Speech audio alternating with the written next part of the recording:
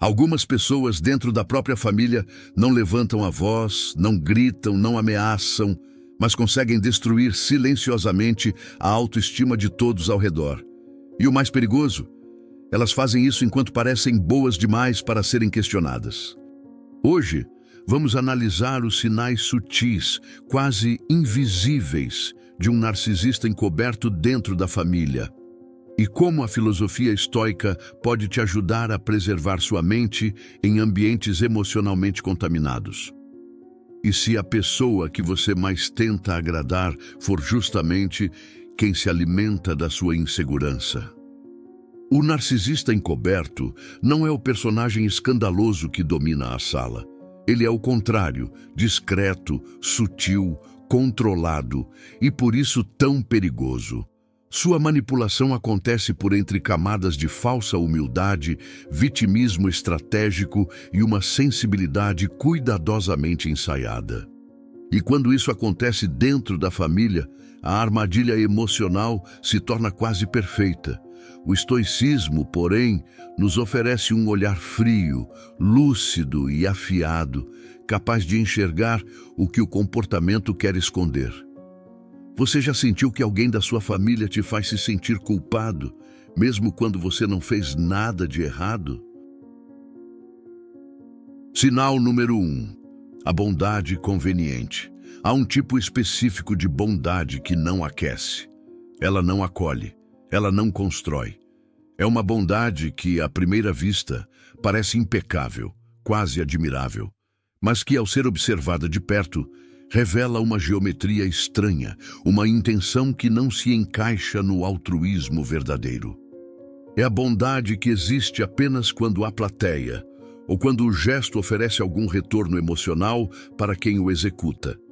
É uma bondade calculada, onde cada ato é cuidadosamente posicionado como um ladrilho em um caminho que conduz você não à liberdade, mas à dependência. O narcisista encoberto não precisa de aplausos altos. Ele se satisfaz com algo muito mais poderoso, o sentimento de dívida que brota silenciosamente em quem recebe seus favores. Ele age como se estivesse oferecendo algo precioso, mas o que realmente entrega é uma espécie de contrato invisível. E esse contrato tem uma cláusula não escrita. Você deve se lembrar do que ele fez, sempre. É assim que ele cria a sensação de que você deve corresponder, obedecer, agradecer ou se dobrar. A falsa generosidade se torna uma coleira emocional. Há um detalhe sutil que revela tudo. A bondade verdadeira liberta, a bondade conveniente aprisiona. E é justamente aqui que o olhar estoico se torna uma ferramenta afiada. Os estoicos afirmavam que a virtude autêntica é silenciosa. Ela não exige reconhecimento, nem gera obrigações. Ela é coerente porque nasce de um interior ordenado, não de uma estratégia social. Quando você observa um gesto e sente que, de alguma forma, ele carrega um peso oculto, um peso que te faz sentir culpado, endividado ou insuficiente, não está diante da virtude, mas diante de uma encenação. A filosofia estoica nos ensina a seguir um princípio simples, porém profundo. O valor de um ato não está no brilho do gesto, mas na pureza da intenção. E intenções impuras sempre deixam rastros, por mais polidas que pareçam as palavras. Há momentos em que a bondade dessa pessoa se torna intensa demais para ser natural. Ela aparece apenas quando pode gerar gratidão exagerada, ou quando fortalece a narrativa de que ela é essencial, indispensável, sacrificada. É como assistir alguém acender uma luz, mas perceber que a luz não ilumina você, ilumina apenas a própria imagem de quem acendeu. E quanto mais você tenta mostrar gratidão sincera, mais essa pessoa exige, mesmo sem dizer nada. É a cobrança silenciosa que pesa mais do que qualquer cobrança explícita. A grande armadilha está no contraste. Por fora, generosidade. Por dentro, domínio. E para enxergar a verdade, existe uma única pergunta. Simples, mas devastadoramente reveladora. Quem realmente se beneficia da gentileza que essa pessoa demonstra? Se a resposta, ainda que silenciosa, apontar sempre para o mesmo lado, então já não se trata de bondade, mas de controle cuidadosamente disfarçado. Sinal número 2. A sensibilidade seletiva. Há pessoas cuja sensibilidade parece uma superfície frágil, como vidro fino.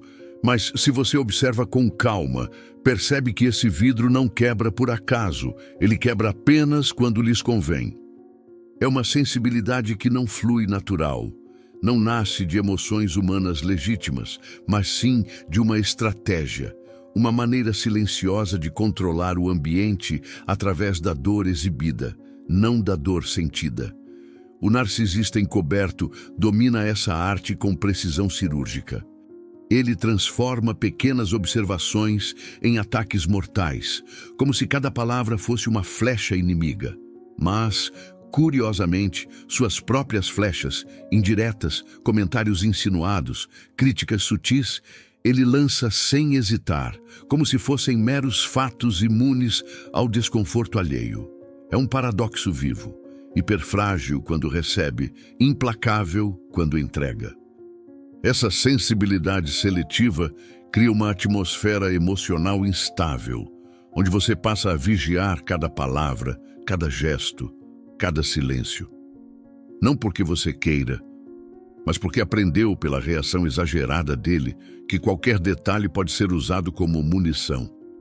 E assim, pouco a pouco, você deixa de falar, de dizer não, de expressar incômodo, para evitar o que parece uma dor, mas é, na verdade, manipulação disfarçada de fragilidade.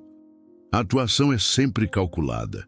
Ele se ofende quando isso reforça sua imagem de vítima. Ele se magoa quando isso gera culpa. Ele se entristece quando isso o coloca em posição moral superior. E o mais intrigante é que essa sensibilidade não se estende a todos. Ela é direcionada, seletiva, estratégica. Atinge apenas aqueles que ele deseja controlar e poupa aqueles diante dos quais ele precisa parecer forte, sábio ou virtuoso. Isso não é sensibilidade, é ferramenta, é método, é poder emocional aplicado com suavidade e precisão. Os estoicos afirmavam que a verdadeira tranquilidade não vem da ausência de emoção, mas da maturidade diante dela. A sensibilidade autêntica não se transforma em chantagem emocional. E a dor verdadeira não precisa ser amplificada para se fazer ouvir. Quem controla suas reações não usa o sofrimento como teatro, nem como justificativa para ferir. A firmeza interior é a marca de quem não precisa manipular. E justamente por isso, a sensibilidade seletiva revela mais sobre o manipulador do que sobre você. Observe com atenção. Quando você expressa um limite, ele sofre. Quando você aponta um comportamento, ele desmorona. Quando você tenta dialogar, ele se ofende. Mas quando é ele quem critica, ele o faz com a naturalidade de quem acredita ter um direito invisível de julgar sem jamais ser julgado. É a sensibilidade que existe apenas quando protege sua imagem e desaparece completamente quando ameaça sua autoridade emocional. E é nessa oscilação que a máscara começa a escorregar. Ser sensível não é problema. Usar a sensibilidade como arma é. No final, há uma pergunta capaz de desmontar todo o teatro. Por que a dor dele sempre é prioridade e a sua nunca é? Se essa pergunta ecoa dentro de você, então algo muito importante acaba de ser revelado. Sinal número 3. O elogio que aprisiona. Existem elogios que libertam e existem elogios que algemam. O narcisista encoberto domina esta segunda categoria com uma habilidade quase invisível. Ele sabe exatamente quando, como e por que elogiar. E nada disso tem relação com o seu valor real, mas com a utilidade que você representa para ele. Seus elogios nunca são espontâneos, nunca são gratuitos, nunca são amplos o bastante para encorajar sua autonomia. Eles funcionam como pequenas recompensas emocionais, um afago calculado, um gesto doce embalado em algodão, mas que, na verdade, funciona como um sinal de comando. O elogio aparece quando você se comporta de forma conveniente. Ele surge quando você cede, quando você flexibiliza sua vontade, quando você aceita aquilo que ele deseja que você aceite. Ele se faz presente quando você diminui a si mesmo para aumentar o bem-estar dele e desaparece no exato instante em que você ousa escolher um caminho próprio. É aqui que a armadilha invisível começa a se formar.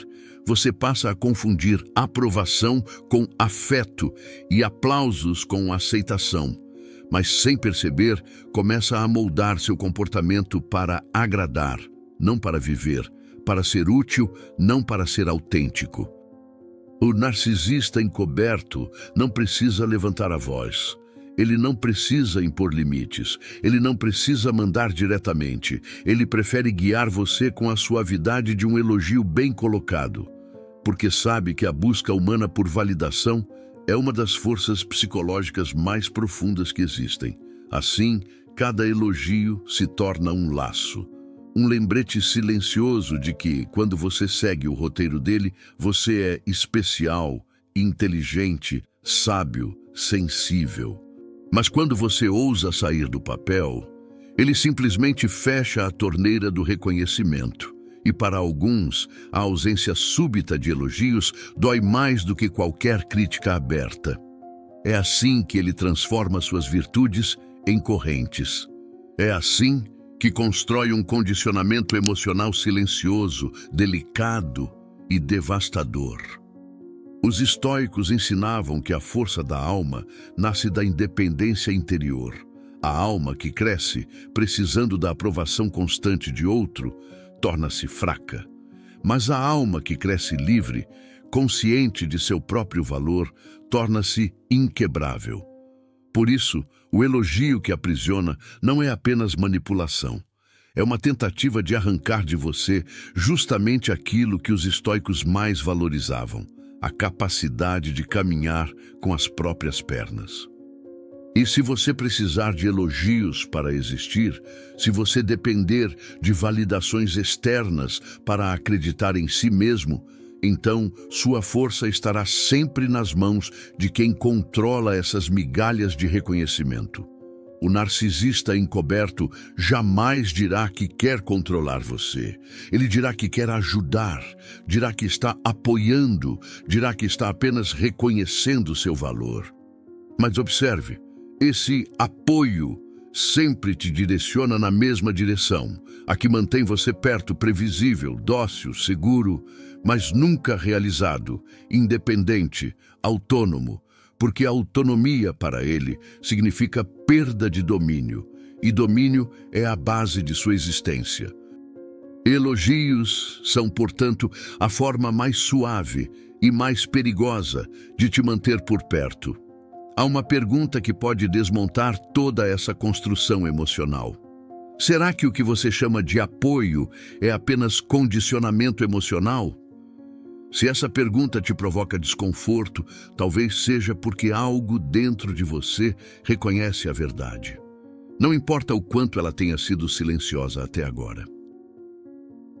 Sinal número 4. A atmosfera de culpa silenciosa. Há ambientes que sufocam sem ruídos. Há pessoas que conseguem gerar tempestades sem levantar a voz. E há culpas que não nascem de atos, mas de atmosferas. A convivência com um narcisista encoberto é marcada justamente por esse tipo de fenômeno. Uma culpa silenciosa, difusa, que não vem de erros reais, mas da sensação constante de que você, de alguma forma, sempre decepciona. Ele não te acusa diretamente. Isso seria simples demais. Ele prefere algo mais sofisticado, mais psicológico, mais profundo. As insinuações. um olhar prolongado, um comentário vago, um silêncio carregado demais para ser neutro, um suspiro que parece uma sentença. Essas pequenas fissuras emocionais criam a impressão de que você falhou, mesmo quando nada aconteceu. E é assim que, sem perceber, você começa a se explicar, se justificar, pedir perdão, por coisas que não fez, por intenções que não teve, por emoções que não sentiu. A culpa, nesse contexto, não é um alerta moral, é uma ferramenta de controle. O narcisista encoberto é mestre em criar tensões que parecem responsabilidade sua. Ele domina o jogo das meia-palavras, das pausas longas, das reações calculadas que te fazem acreditar que você provocou algo. A técnica é simples, mas devastadora. Ele cria um clima emocional pesado e espera você assumir a responsabilidade pelo peso. Ele nunca diz, você errou, mas diz coisas como, eu não esperava isso. É impressionante como certas atitudes se repetem.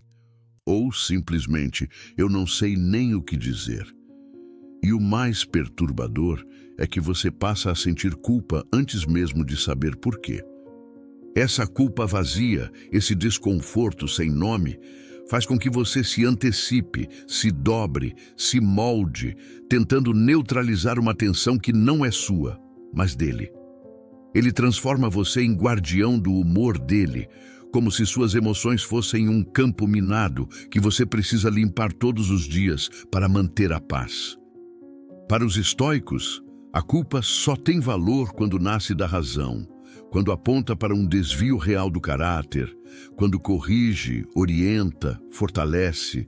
Mas a culpa imposta, a culpa que não nasce de fatos, mas de insinuações, não é virtude, não é moralidade, não é crescimento, é corrosão. E aquilo que corrói a mente não é erro, é manipulação. Só a clareza interior permite distinguir. Culpa justa é bússola, culpa injusta é corrente. Por isso, o estoicismo enfatiza a importância de proteger o julgamento próprio, porque quem controla o que você sente culpa, controla silenciosamente sua vida inteira. A culpa silenciosa é mais perigosa do que a culpa explícita, porque ela não te permite se defender. Como se defende de algo que não foi dito? Como confronta uma acusação que nunca se concretiza? Como questiona um clima, uma insinuação, uma expectativa invisível?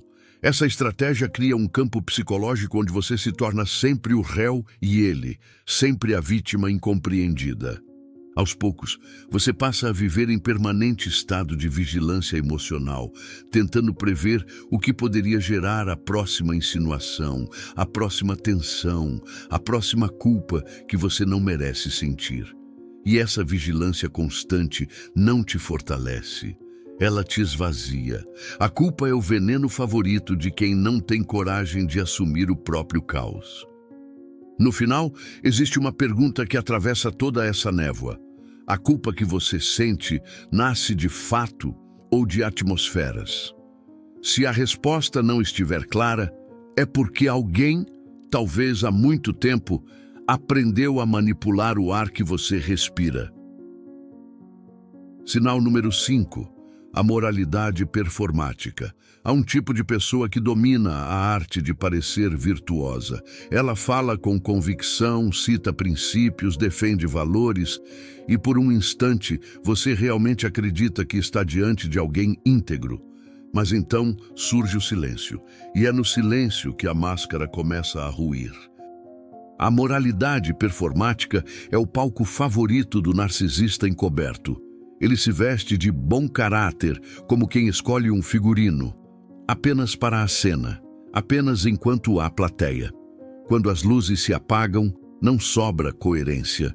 Sobra apenas o eco do discurso que ele mesmo não segue. Ele diz o que é certo, mas só age quando há benefício. Ele condena falhas que ele próprio comete.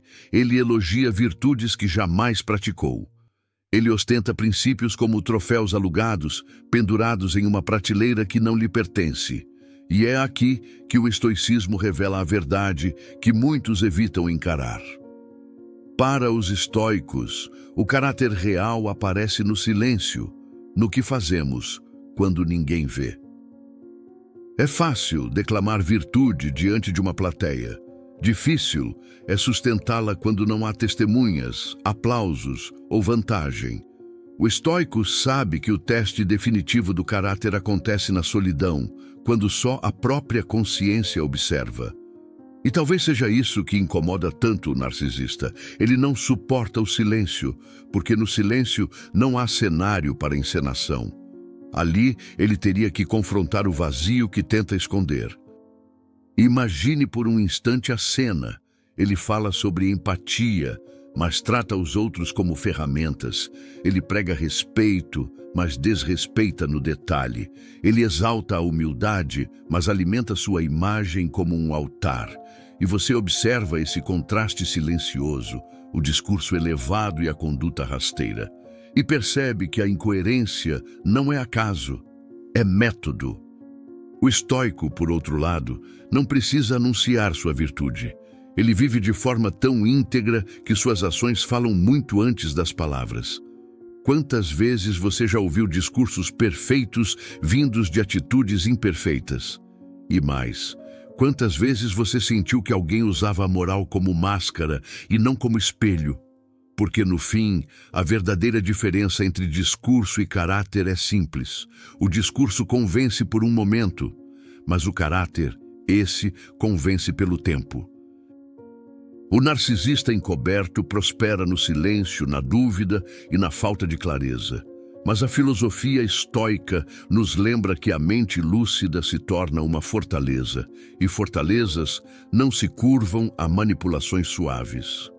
Perceber esses sinais não é sobre acusar alguém, mas sobre recuperar sua autonomia emocional, porque dentro da família a manipulação não desaparece com o tempo, apenas se torna mais sofisticada. Qual desses sinais mais chamou a sua atenção hoje? Você já percebeu algo parecido no seu ambiente familiar? Se em algum momento deste vídeo você sentiu aquela sensação súbita de reconhecimento, como se finalmente alguém tivesse colocado em palavras aquilo que você sempre percebeu, mas nunca soube explicar. Então, este é o momento de fazer algo simples, mas profundamente significativo. Porque quando você deixa o seu like, comenta e compartilha, não é apenas um gesto para ajudar o canal, é um gesto de consciência. É como acender uma pequena luz em um corredor, onde muita gente ainda caminha no escuro, acreditando que certos comportamentos são normais, quando na verdade são prisões emocionais que se disfarçam de afeto. Existem pessoas vivendo exatamente o que você viveu ou suspeita estar vivendo agora. Elas se sentem culpadas, confusas, esgotadas, e uma única mensagem pode ser o início da libertação delas.